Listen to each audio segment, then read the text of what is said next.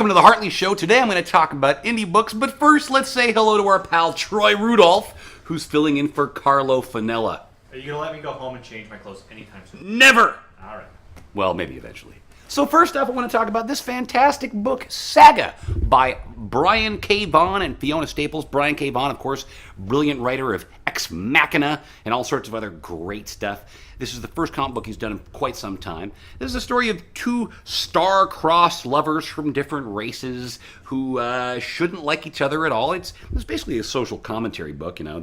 They should hate each other by all extents. They've been at war with each other, their races, for decades or centuries or whatever. They have a baby, and everybody wants their baby, and da-da-da-da-da. It's a great storyline. One of the coolest things that about this comic is all these great characters that Brian K. Vaughan has come up with. For instance, you got this character here, The Stalk, great-looking character, and at first glance you think, neat. Why doesn't she have arms? Why doesn't she have arms? Well, I'll tell you why. Because she does have arms, heaps of them, freaky and awesome, and look, boobies. Another great character like this, The Will, a fantastic character with his cat that can tell if people are telling the truth or not. Just a fantastic, fantastic read. I can't actually say too much about this book with blowing it, because it's a very, I don't want to say overly intricate, but you can't really talk too much about this without blowing plot points. Next up, we got Kevin Smith's take on The Bionic Man by Dynamite Comics. Just fantastic. I adored the hell out of this. It's a wicked reintroduction and a modern interpretation of Steve Austin, the Bionic Man, and all that, and they managed to actually stick him in the red jumpsuit even. Look at that, huh? For fanboys and all that. And I won't lie to you, current issues actually have Steve Austin taking on the Bionic Bigfoot, and even in this volume, if you remember, for Bionic Man fanboys, hi there, hello. Yeah, for Bionic Man fanboys, you've got even the Bionic dog in here. It's everything that you wanted out of Steve Austin. You've got Oscar Goldman, you've got the same Dr. Max guy, and all, or is that the name of the dog? You got Jamie Summers and everything. But of course, it's modernized. So Steve Austin doesn't just have one bionic arm. He doesn't just, not have a bionic spine, but able to lift tons of weights. More or less, his entire body is bionic now at this point. A great, great read. Next up, we've got Prophet. Now, first off, I gotta say, who would have ever guessed that this book could be so good? This is a Rob Liefeld concept that back in the day was just nothing more than over-the-top art and cheap excuse for just big, violent action sequences. Sort of like The Expendables, but with less story, if that's even conceivable to you.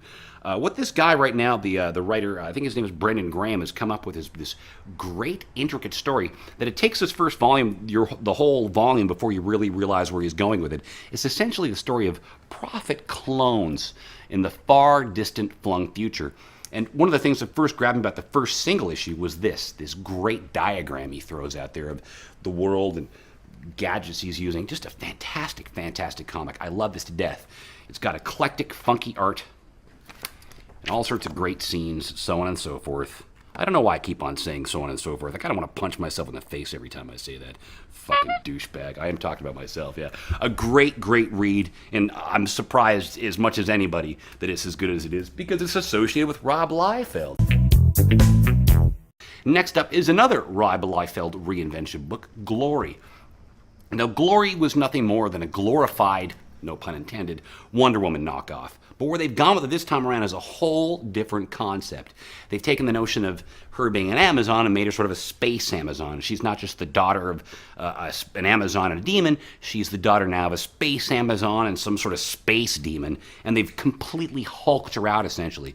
Now, her basic look in the book, get to that page here. Her basic look in the book, this old school World War II look, when they go back in time, they sort of maintain her original look a bit, but they make her look a little beefier.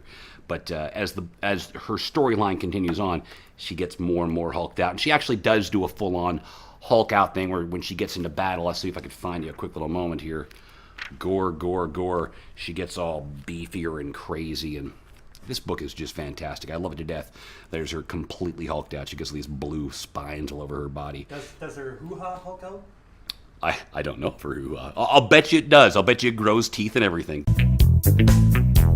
Fantastic comic. Unfortunately, this book has been canceled, but there will be a second edition of this coming out, and I can't recommend any indie sci-fi comic, superhero comic, more than this, really. This is the high end of neato concepts. And once again, Rob Liefeld gets a great creative team to do something far better than he ever could. Next up is one of my favorite books of the year, Danger Club. This book is just fantastic.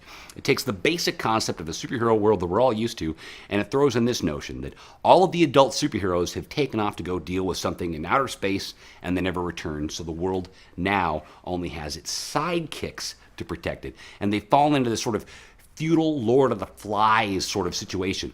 One of the best things about this comic, as explained in the intro here, is that it doesn't over-explain things to you. It lets the reader figure things out as they go along, and it assumes the reader understands the basic sort of dynamics of superheroes.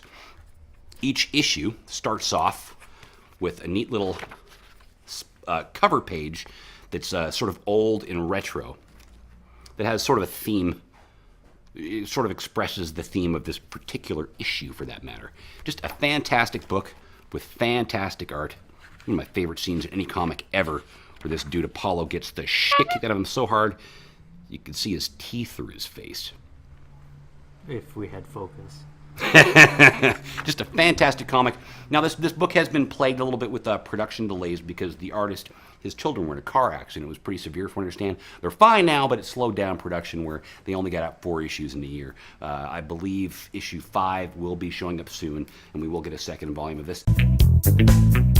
Next up, we've got the resurgence of Valiant, Exo Manowar.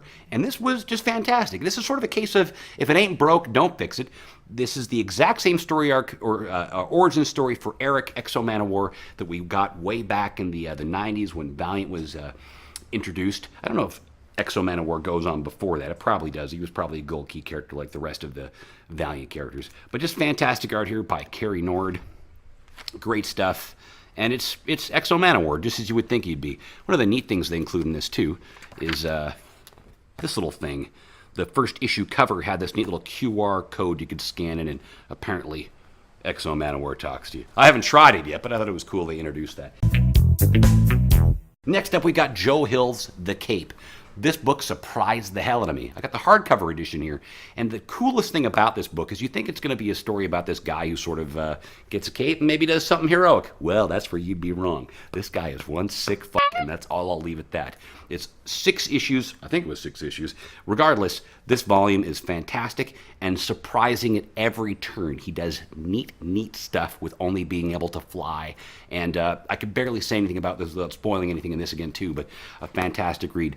There's a new series out right now that covers the history of where the cape came from and the abilities to make a person fly, which I haven't been liking as much. I've been finding it actually kind of predictable. This, not so much. This does neat stuff, and it's a great examination, actually, of the human psyche. More realistic sort of take on somebody with powers in our world. And last, and maybe least, actually, out of all this, no offense to Mudman, is Mudman, a charming, fun book written and drawn by Paul Grist, who's a fantastic English creator. I find all of Paul Grist stuff charming and fun, but not mind-bogglingly good, which isn't meant as an insult at all. This is absolutely fun, and what you think you're getting is exactly what you're getting. This is a kid in the UK who gains the ability to turn into mud. Totally fun, but not the best book in the world. And again, I believe this is another $9.99 for the first 6 or 4 issues. 5 issues, it says right in the back here. I can read, look at that. So there you have it. Indie books. As always, thanks for watching, and thanks to Taz for hosting the show. See you next time.